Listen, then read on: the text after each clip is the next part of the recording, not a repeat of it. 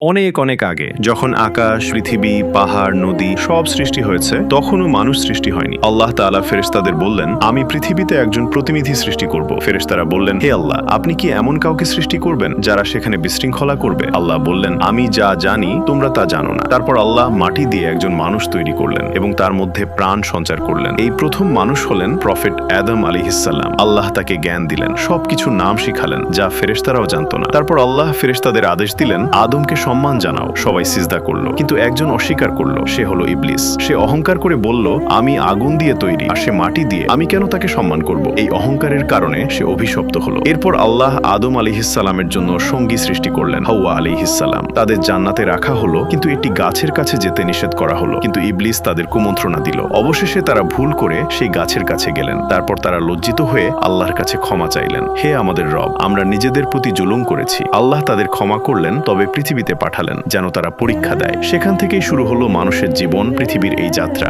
শিক্ষা: মানুষ ভুল করে, কিন্তু তওবা করলে আল্লাহ ক্ষমা করেন। অহংকারই সবচেয়ে বড় ধ্বংসের কারণ। আমরা সবাই পরীক্ষার জন্য এই পৃথিবীতে এসেছি।